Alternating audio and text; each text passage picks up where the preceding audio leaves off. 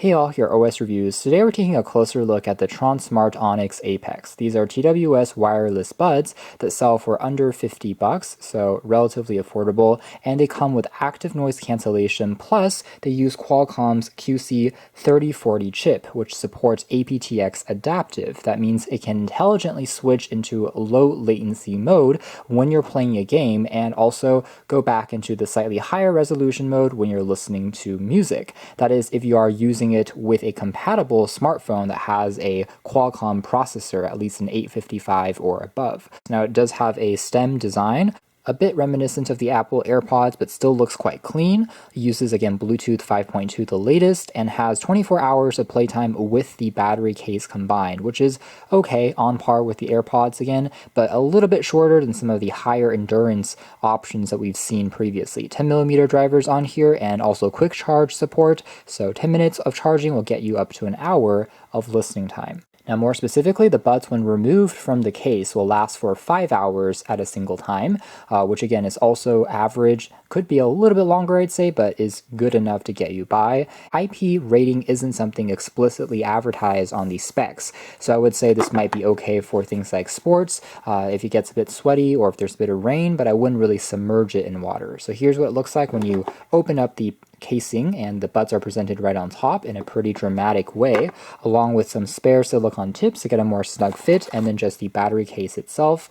As far as accessories underneath, we have access to a USB Type-C charging cable and a quick start guide that documents how to quickly set it up, and also some of the gestures that it supports in terms of the touch controls. So you're able to do everything that you would possibly want on these, including changing the volume just by tapping once on the left or the right side, which I always like to see. And in terms of active noise cancellation or the audio transparency mode, you can switch between just by triple tapping on the side.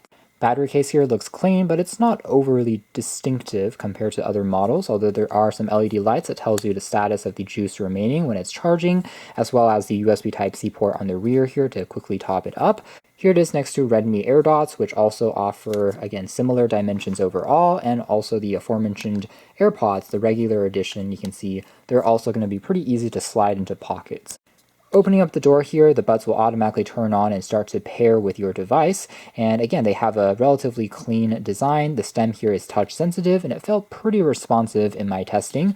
The buds here are magnetic, so they can automatically pop in, and even if you kind of give it a shake, it's not going to fall out accidentally, so felt pretty secure. As far as the design of the buds, they do again have a shape a little reminiscent of the AirPod Pros, but not too bad of a thing. It's a glossy piano black surface, so it tracks smudges and fingerprints a bit, but still looks quite good. Discreet and not overly attention-grabbing, but overall ergonomic and comfortable when you're wearing it. And just for reference, here it is next to the Redmi AirDots and the aforementioned regular AirPods as a quick idea. So despite the fact that they have these aptX adaptive chipset plus active noise cancellation, they aren't really that much thicker or larger, though that might be why also the battery life at 5 hours is also not going to be the longest either, since they are so light and compact.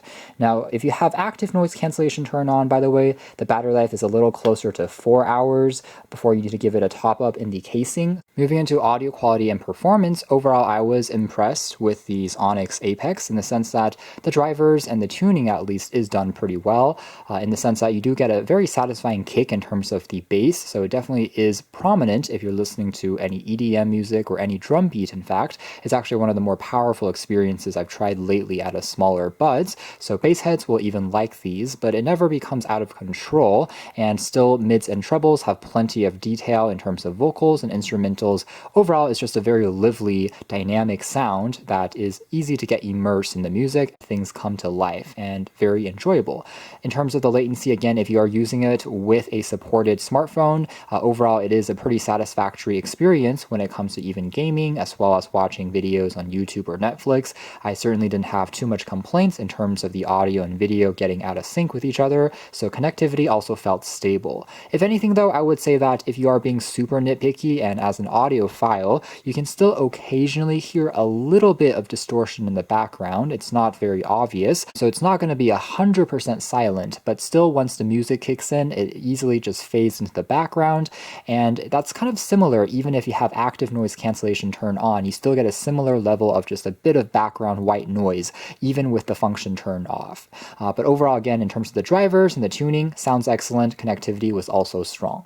Moving into active noise cancellation, flicking it on did make a difference if you were in a condition such as hearing the engines of a car, or if you are near a fan, it does get largely suppressed. With that being said, it's not going to be to the extent of some of the industry leaders in terms of the absolute noise cancellation effect, such as some of the Sonys and Boses can get you even further in terms of silence. This one, though, still does a good job in terms of getting, I would say, 70 or 80% of the noise reduced, especially lower frequency sounds, although things like voices and higher frequency sounds can still creep in even with the mode activated.